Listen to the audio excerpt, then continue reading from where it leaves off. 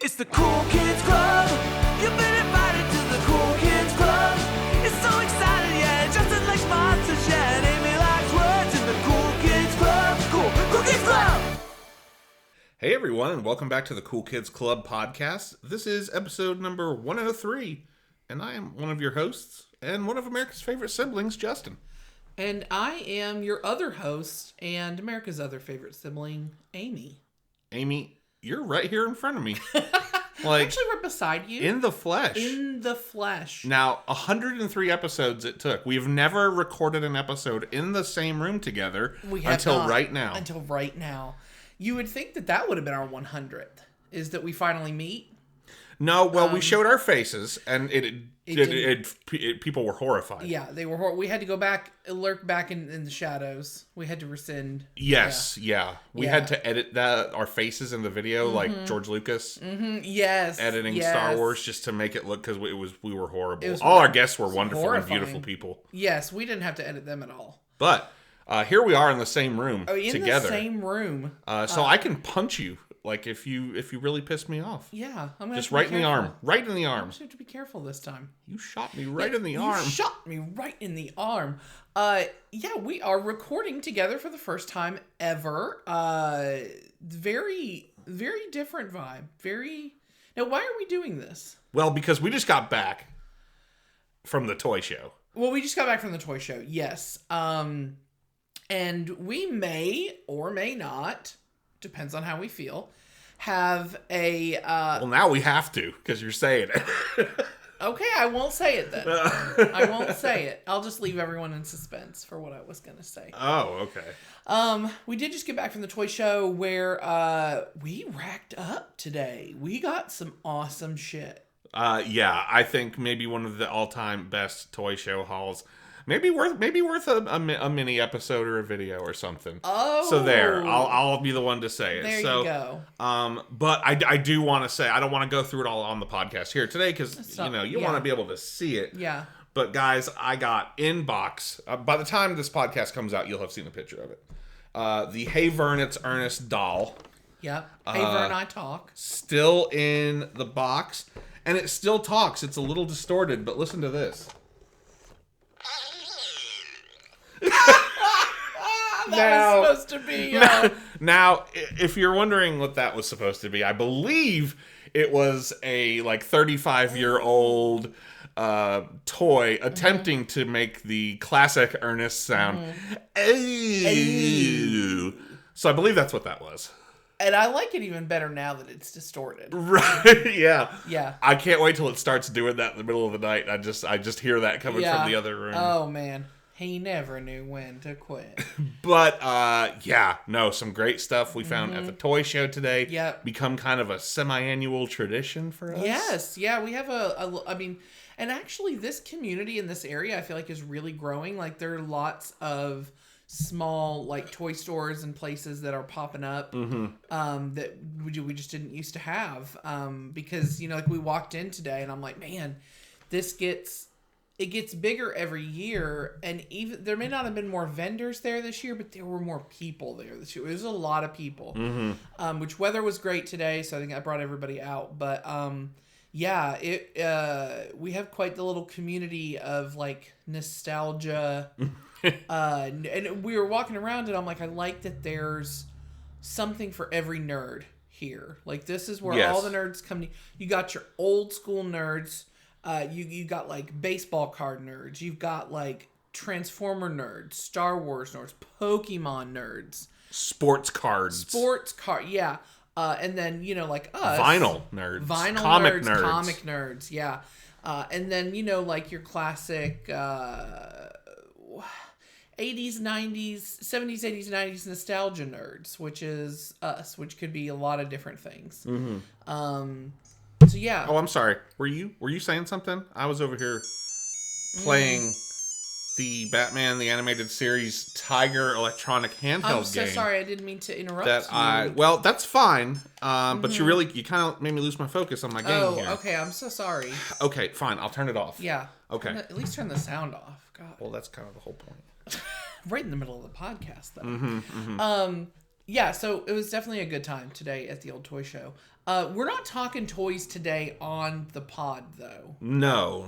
What are we talking about? We are talking about one of my all-time favorite kids book series, books that I fell in love with probably about 6th grade or so, and that's Wayside School. There's several Wayside School books. If you've never read any of them, my goodness.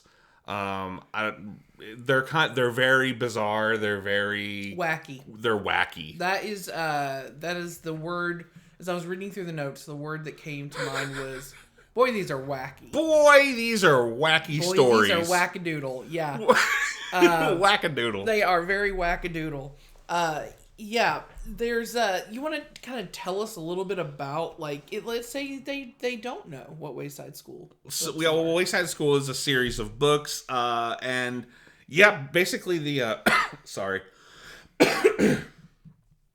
And basically the premise is they all take place at this school, and it's the architect built the school incorrectly.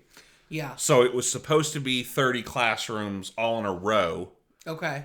But instead he built it vertically, so it's one classroom per story For 30 stories. for 30 stories up. It's a big, tall, skinny school. Yes. Yeah.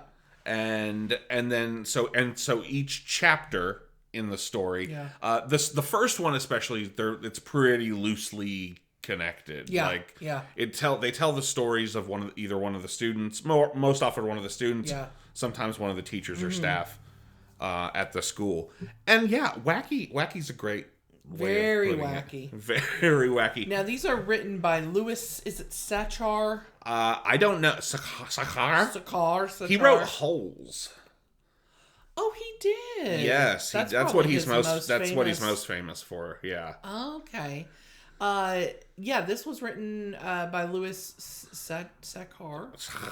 I'm not sure how you say that. Yeah. Sachar. And he based this because he was assisting, doing student, teaching assistant in a 2nd, 3rd grade class at this elementary school in Berkeley, California. And that ends up sort of being the inspiration for Wayside School. And a lot of the character names, right, are taken from students he worked with. Yeah, well, so the kids at this job, because he was kind of the, I guess, the recess or lunchtime hour supervisor, you know, so all the teachers could get a break. And so the kids started calling him Louis the Yard Teacher. Yeah. And when he created the Wayside School series, he included a character called Louis the Yard Teacher, who is clearly kind of an autobiographical character, who's sort of like the groundskeeper of the school. Yeah. So he's just sort of this. He's just this omnipresent, lurking in the shadows. He lurks and he creeps. He lurks and he creeps. But all the kids' names are from kids that he actually had. You think in they his got class. royalties? Those kids? No, I mean I don't think. I think you can't. I mean, just if a kid's name is Joe, I mean. Well, there's a couple that have. I don't think any. Amy, I don't think any of these stories are true. I don't know. The one about the kid selling her toes. Well, yeah. There's that one. We're gonna talk about the individual. We're gonna talk mainly about the first book, I think. Yeah, there are 4. There are 4 and 2 spin-off books. Okay. I really just remember honestly the first 3.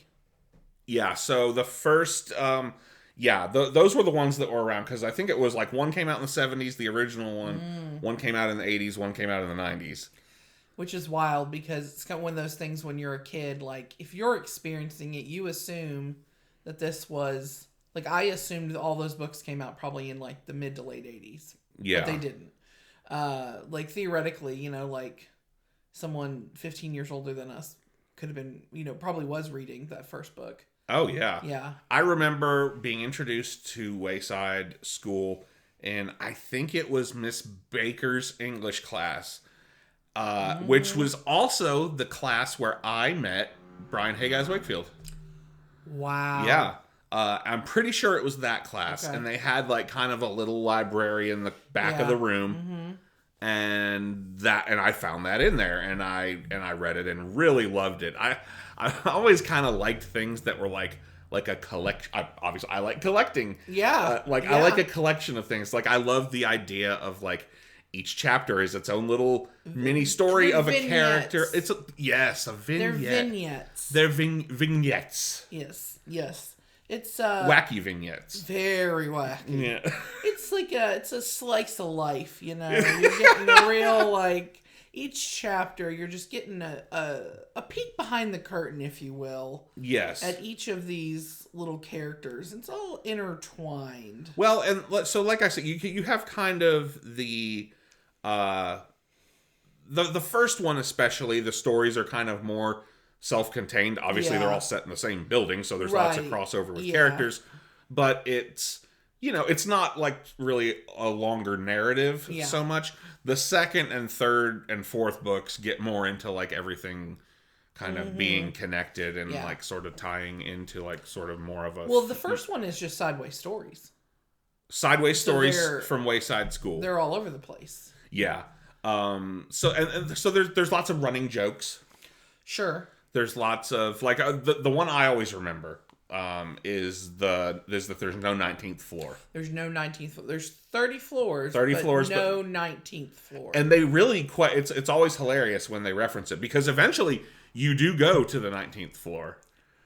And yeah, so it had I think there's a whole mythology around the 19th floor because like when you're in the 19th floor, like you can see people in the other floors, but they can't see you. And it's like a ghost floor. Well, there's a lot of supernatural stuff in this. Like from the very first story in the very first book, it's supernatural.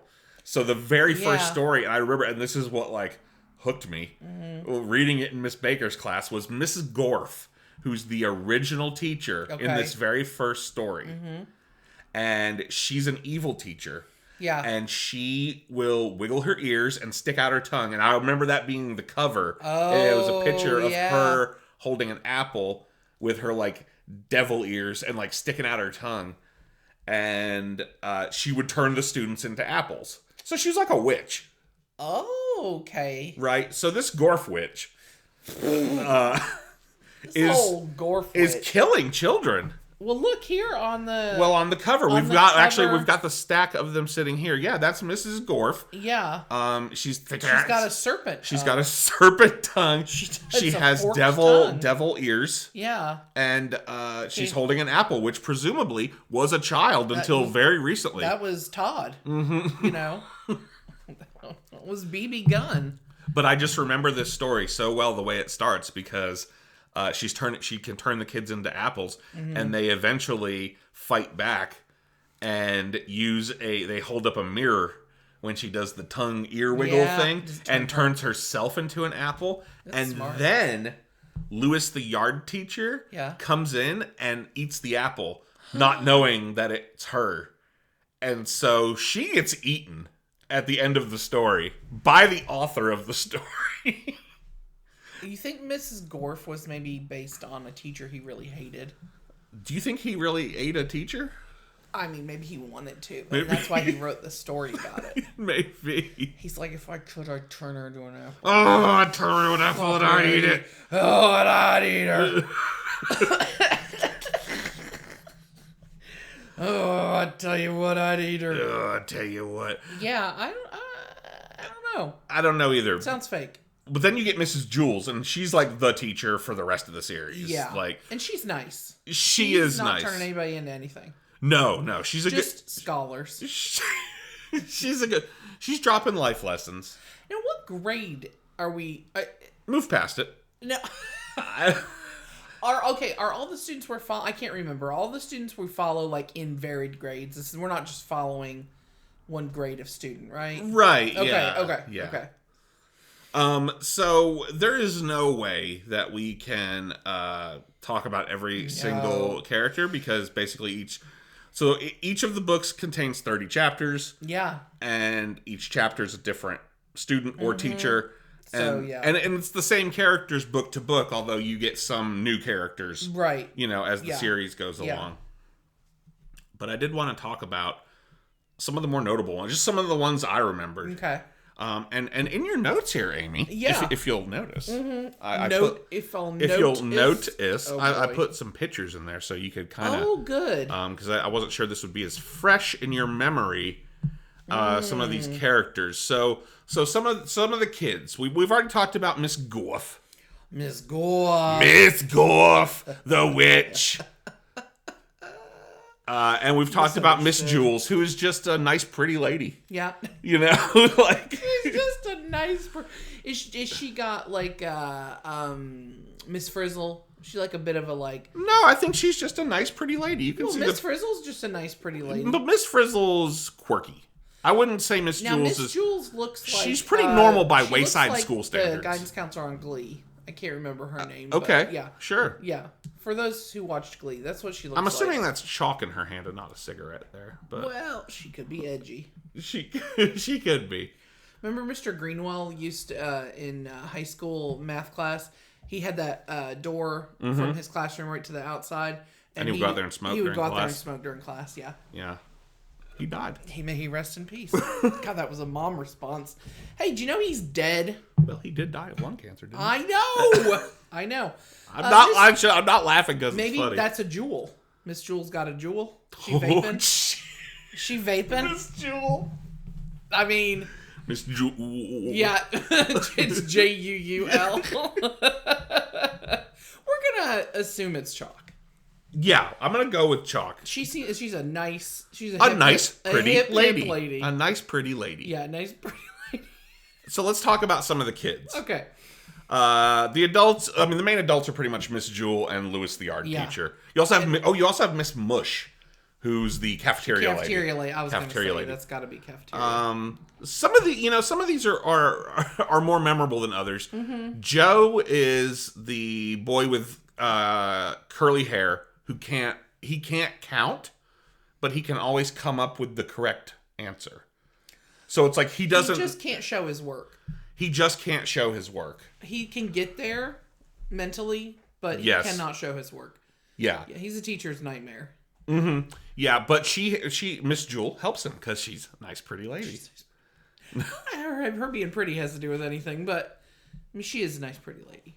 She's a hip lady. Yeah, you said that. Yeah. But he always comes up with the right answer, and she does help him, and he counts all the hairs on his head. I remember that. Okay. Like he finally learns how to count. Oh. Miss Jewel.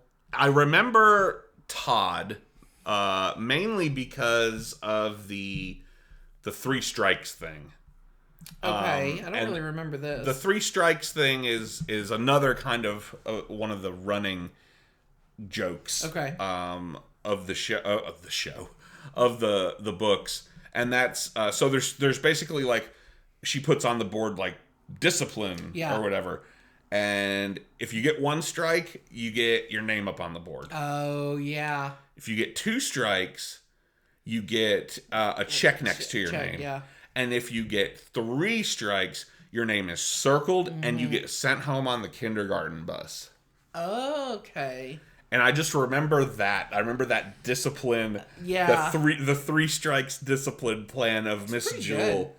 And I remember Todd mainly for his story in the first book, where he is like kind of the running gag with him is he's always getting in trouble and getting sent home, even though he's not actually doing anything. And like he's actually helping. Like I think in his story, like some bank robbers show up at the school or something, and he like saves the day, but it inadvertently looks like he like was a troublemaker, and so he gets sent home. It might be because he's black. It might be because he's black. I was gonna say I didn't want to say it. Well, I mean, it might be. I can see that. I mean, this first one. I mean, this isn't all that long after Brown versus Board of Education. You know. Yeah. There's a lot of. The joke is that they're blaming the black kid for everything. That doesn't seem right. The world is fucking so fucked up. Oh God damn it! God damn it, Todd. I'm sorry. I'm sorry for your experience, Sorry Todd. what you had to go through, Todd. Let's talk about BB Gun. Remember BB Gun? The fastest draw in the class. The fast. She can draw quickly. She can draw really quickly. Yeah. And I love the lesson in hers. I remember is like Miss Jewel blows her mind by saying like, maybe the quality of art is more important than the quantity, and that like if you make like 1,000 drawings in a day, And they're all shit. and then one person takes like their whole life to make one really, really good drawing, then they made more art than you did. Oh. And it blows her mind because she's just like, look how fast I can draw these fucking cats and dogs. Yeah, I mean- House done. I can draw fast too if they're shit. Right, yeah, like Like- I mean, anyone can draw fast if you're not worried about quality. Yeah. Yeah. Yeah. Unless you have arthritis or something, maybe. Well, yeah. Yeah. I doubt she did. Probably not at that age. John. Yeah. And now John, his thing was so it starts out he can only read upside down. Yes. And then by the end of his story, his brain gets flipped. Oh. At which point, he can read right side up, but everything else in the world is now upside down. That's unfortunate. Yeah. It's a bit of like an Inside Out boy. Almost. Almost, Well, yeah. I mean, it's adjacent. It's Inside Out Boy adjacent. Yeah. This might be more fun in person. Maybe. Maybe. We haven't even punched each other yet. I know. Look at us. Hey, look at us. Who'd have thought? Calvin is BB's art assistant. Now, I remember his story because his was the 19th floor story. Where he gets sent up to the 19th floor. Where he basically, like, I was thinking about it as I was reading about the series, and I was remembering the 19th floor thing. And I was like, they really do just kind of, like, move past it. Like, that's sort of the joke, is like, it doesn't exist. He gets sent to deliver a note to Miss Zarves. Who doesn't exist. Who does not exist. On the 19th floor. On the 19th floor, which does not exist. And then when he asks Lewis, the yard teacher, like, hey, how do I get to the 19th floor? He's like, move past it, basically. Yeah. He's like, it doesn't exist. Move past it. How does anything happen? Move past it. How does anything happen? It goes from 18 to 20. Move past it. Yeah. Yeah. I like that. I mean, that's a good joke. It is. I appreciate that kind of. It's probably my favorite joke of the series. Yeah. That there's no 19th floor. I like the 19th. Just set it on a wild goose chase, basically. Yes. So the 19th floor is one I remember. One of the ones I remember the most. I also remember Mauricia. Okay. Because she's the ice cream girl. Do you remember the ice cream story? I feel like that's one a lot of people remember if you've read. So she like only eats ice cream, right? Okay. Like she only wants to eat ice cream. She will have lactose intolerance by adulthood. Well, if she's not going to make it to adulthood, Right. if she's Right? all she's eating is ice cream. Make it. But so she has tried all the flavors of ice cream, every single flavor, and finds that she doesn't like ice cream anymore. That she's gotten bored with it. So you think that was like it was about the journey, not the destination, and now I guess so. Now her life is hollow. it was about trying new ice cream flavors, and now she's tried them all, and she's like, well, now my life. Has I'm no so meaning. empty inside, except for the ice cream. I know, very full, I'm very gassy. very gassy. I got real bad poots. But spiritually, I'm hollowed out. Hollowed out. Yeah, I am empty. No, so what Miss Jewel does, because she's a nice, pretty lady, Yeah. she makes ice cream flavors based on each student, which tastes differently to everyone but their namesake. So, like, everyone has... Again, supernatural. Oh, yeah, there's a lot of supernatural Magic. stuff. Look, we're getting ready to talk about my favorite one, which is, like, horror. Okay. Yeah, but no, the ice cream one. Okay. Yeah, and basically, if it's your namesake, what you taste is the flavor of like tasting nothing or something. So, okay, it's wacky. It's straight up wacky. It's borderline nonsense. I'll tell you that. You reminded me so much of our mother when you said that. It's just like this is not real. Yeah, this is made up. I think this is fake. I think this might be made up. Yeah. Now Paul's the pigtail puller, and now I remember that would basically he would pull like Leslie's Yeah. pigtails, and Did he pop them off? no, he didn't. No, I think he's just obsessed with pulling pigtails, and What's he that pulls about? hers twice, and then so he gets his name up on the board. Yep. Gets a check. Yep. And then he does it a third time, and he gets sent home, but it's like kind of implied that she lies the third time to get him sent home, so he'll stop bothering her, and he didn't do it a third time. Enough. I'd say, yeah. I mean, she's within her rights at that point. I think. Yeah. Mac, you have Mac, who's his name was Nancy.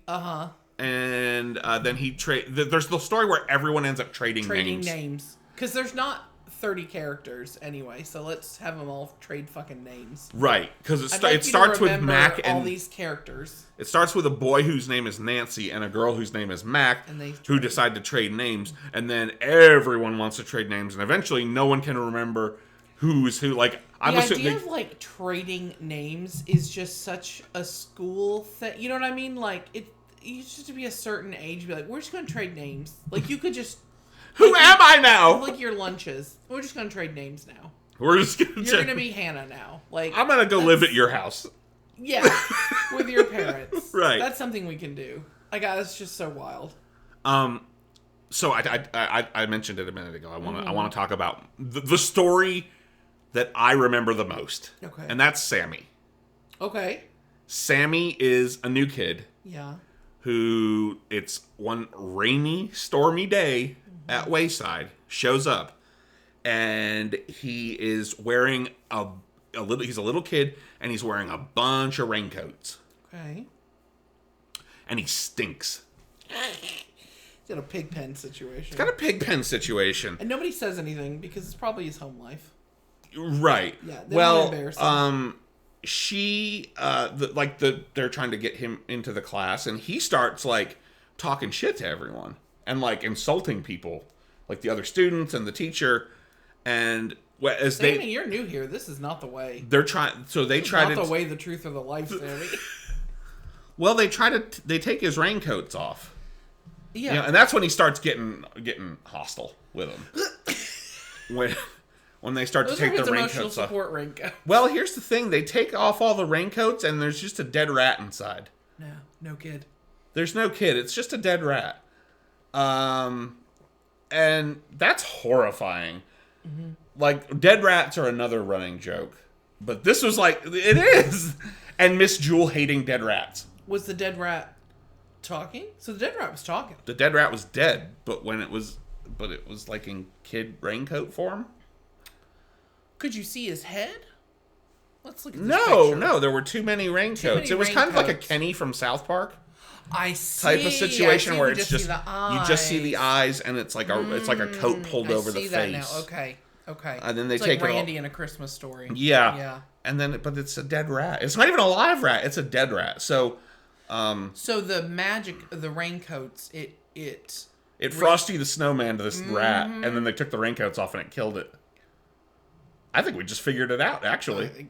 Yeah, the whole thing. I think that might be The whole it. fucking thing. Yeah, that's horror. Right? Like, that's the one I remember the most, because that's what I was like, what the fuck? That kid was a dead rat? What? The whole time. Dude, what? The whole time? The whole time? Now, let's move on here to... Let's move past it. Let's move past it. Dead rat in the class? Move past it. Move past it. Dead rat in a bunch of raincoats? Move past it. You had the 3 Erics? Yeah, so there was Eric Fry, Eric Bacon, and Eric Ovens. And they were all like... So... They had the gimmick of the 3 Erics was that like all the other kids had nicknames for them that was like a nickname that didn't fit that particular. So it's like one of the Erics is really skinny, so they call him Fatso. Yeah. But the other 2 Erics But the other 2 Erics are fat. Yeah. You know? Yeah. One is like, really athletic, so they call him Butterfingers. Yeah. Right. Even though the other 2 are like clumsy and not athletic. Right. So that's kind of the gimmick of the 3 Erics, and they're the ones that when they do the whole name trading thing, by the end of it they like can't remember who they are. They can't remember which one they are. That's pretty good. I like that. Yeah. That's pretty good. You had Allison. Allison's kind of the like straight woman, I guess. If there is a kind of a, she's like a normal person who just shows up at the school and is like, what the hell? Why is all this shit happening? What the hell is going on? That kid was a rat? Yeah, what kind of black there's a witch teacher. Clearly there's black magic going on. And a rat child. A rat child. Witch teacher and a rat child. That should have been... Is that one of the spin-off books you got over here? Wayside School and the Witch Teacher Rat Child. Exactly. Now, I remember how... I remember this first book really well. Yeah. I remember the end is when Lewis is revealed to... The yard teacher is revealed to be the author. And... Because he's been lurking. And he's been creeping. He's been a creeping and a lurking. And he's been just writing everything. He's been biding his time. Yeah. Well, so they have a June blizzard because wackadoodle. So they're stuck inside, and so the last chapter is Lewis. Okay. And they're stuck inside. He tells a story to Miss Jewel's class about a normal school where students don't like get turned into apples, and they don't sell their toes, and they don't trade names and have people flavored ice creams and things like that. And the students do not like it, and they boo him. And Miss Jewel's like, "You're just making shit up." And yeah, so it just ends with like him kind of like a little self-deprecating joke there of like everyone shitting all over Lewis. And then he's like, I'll show you all. And then he goes on and writes holes. Right. I'll show you all. I got Sigourney Weaver in my movie. That's right. You got Sigourney? Do you have Sigourney? That's what I thought. Do you have a movie? That's what I thought. So a lot of these characters appear in the sequels. So Sideways Stories from Wayside School, that was 1978. Wow. And then the first sequel, which we also have sitting over here, don't we? We sure do. Wayside School is Falling Down, and this is 1989. Okay. So we were both born by this point. Now, this is... it's right there in the title. It's Falling Down. The school is falling down. Yeah. Yes. I love this version I have of it too. It's very clearly from the 80s. Oh, it's an Avon Books. Oh yeah. Avon Camelot. Yeah. Love. That's an ice machine going. Don't worry about that. Move past it. How does anything happen? The main thing, I haven't read this one since probably way back then. Yeah. But the main thing I remember from that one is Benjamin Nushmush. Oh, he's like the big character that kind of gets added, and I remember everyone thinks his name is Mark Miller, and so everyone calls him Mark Miller. Yeah. And he's like kind of too timid to correct them, and he gets really popular, and everyone's like, "Yeah, Mark Miller," and he's like, "I'm not gonna correct him because I'm afraid they won't like me." Well, and Franklin's a much better name. It's than Nushmut. Nushmut. Yeah. Nushmut. Yeah. Yeah. So this one, like I said, has more interconnectivity between the stories. Like it kind of has like. Benjamin's in several chapters, like his whole like him arriving at the school. Less vignettes. Allison, the kind of straight woman character from the first one, she has kind of a whole story about going to the 19th floor. This is when like she actually ends up on the 19th floor, and sees meets Mrs. Zarves, the teacher who doesn't exist. Okay. So that's kind of got more of a through line. Yeah. Than the first one. Yeah. And also so odd that it took 11 years. Yeah. Right, the second one? Right. Well. Interesting. Like 2 stories a year or something. Yeah. When was Holes, I wonder? I don't know. There's also the third one. Now, this is the last one I remember. Yes, same. And that is Wayside School Gets a Little Stranger. Yeah, this one came out in 95. So this would have been like... could have gotten stranger, honestly. Somehow. They upped the wacky. Yep. The wacky factor. The whackter. If you will. These books have a high whackter. High whackter. Yeah. This is a good podcast. I stand by it. Now, the whole plot of this one is that Miss Jules, nice pretty lady, Yes. it goes on maternity leave. She gets knocked up, yeah. Okay. And so she's going away. And then they've got to deal with just a bunch of substitutes. Yes, that's kind of the gimmick of this of the third one. Okay. Gimmick. Yeah. It's the gimmick. It's the gimmick. Now, I was surprised to learn that a fourth one came out Okay, yeah. in 2020 What? called Wayside School Beneath the Cloud of Doom. Known as the COVID-19 pandemic? The Cloud of Doom is quite literally a cloud that settles above the school and makes everyone anxious and depressed. And it's based on Louis Sakhar's depression and anxiety due to the first Trump administration and climate change and COVID. Nope. Actually, probably not COVID because it came out in 2020. Too real. Nope. Yeah. Go back. Low whacker. Low whacker. Oh, low whacker. Let's go back. Let's go back there. Let's go back there. We got to go back to 76. 78. Oh, no. Oh, no. Yeah, I haven't read that one. No. Don't really want to. No. But I don't know. Maybe it's good. I mean, I'll bet it's got some good lessons, because here's the thing. I was making a joke about the Cloud of Doom being... No, but you were right. Oh, God. Here's the thing, is that as wacky and strange as these books are, there are a lot of, like, good little lessons. Sure, and then, like about art and how to treat people. And Yeah. Absolutely. So there are, like, each one of these stories does kind of have, like, a little bit of a moral, at least. Yeah.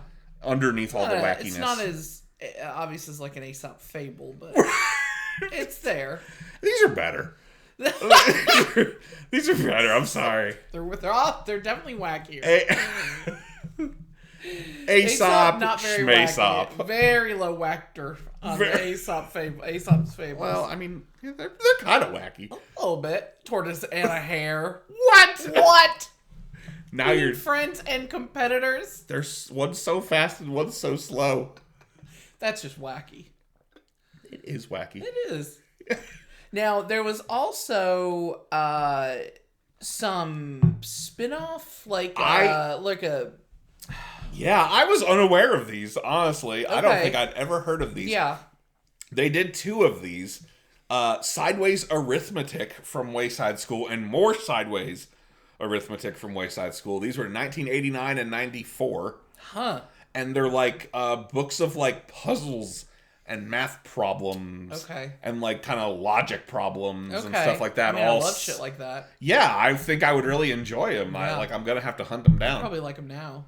Yeah, I probably would. But I don't recall ever hearing about them. No. Like, I don't remember them at all. No, me either. But I mean, it was the same time frame as the rest of this stuff. So, but I guess we were reading these a little bit later than when they actually had come out. You know. Well, the first one came out before I was born, right? But so even certainly. the one in the '90s, like if you're saying you didn't read it till 6th grade, I mean that would have been a year, a year or two after it came out. Yeah. But the Wayside School Gets a Little Stranger was like new. Yes, it was. Yeah, that was the new one at the time. Yeah. And I read all 3. I remember. Probably Miss Baker's class. Probably. I would say. But now I am going to have to hunt down the arithmetic ones. Yeah, for sure. Because I do kind of that would be fun. Yeah. There was also like a TV movie. Yeah, so there was a TV movie called Wayside the Movie, 2005, an animated TV movie made in Canada. And that led to an animated series called Wayside. Okay. And that ran for 2 seasons. And in the U.S. it aired on Nickelodeon. As everything And then it aired in Canada as well. 2 seasons, 26 episodes. They're only very loosely tied to the books. Like they're not like trying to adapt the stories from the books. It's just sort of the concept and the wackiness. Okay. So I haven't watched it myself. Yeah. But I imagine the wactor's probably still pretty high. Yeah. That's kind of Wayside's it's this whole shtick. Right? Yeah. Mm-hmm. Yeah. It's just even stranger. Even stranger. I mean, you got some plugs for us before we hit the old dusty trail? Yeah. If you want to follow us on social media, We are on Instagram, Threads, and Blue Sky at Cool Kids Club Pod. You can also check out Justin's separate nerd account, we'll just call it, which is Cool Kid Clubhouse, and that is on Instagram. Also, of course, wherever you found this episode, you can find 102 other episodes if this is your very of varying quality. Yes, exactly. Varying quality. Yeah, sorry about the audio on that second episode. It's pretty rough.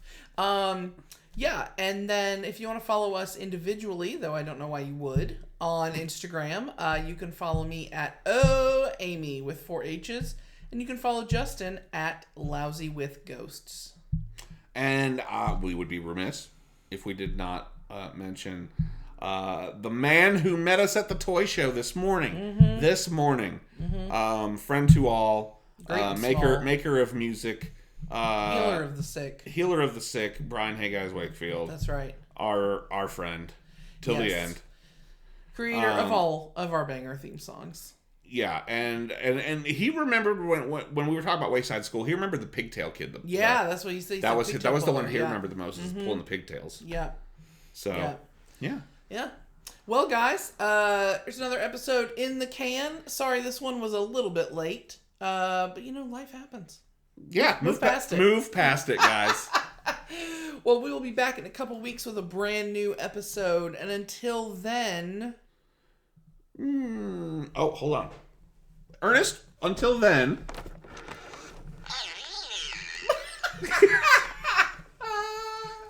Let's try it again. Until then. That's all I'd like to say right now. That's it. That's it. That's the one. Stay wacky. Oh, stay wacky. Guys. Up that whacker. Yeah.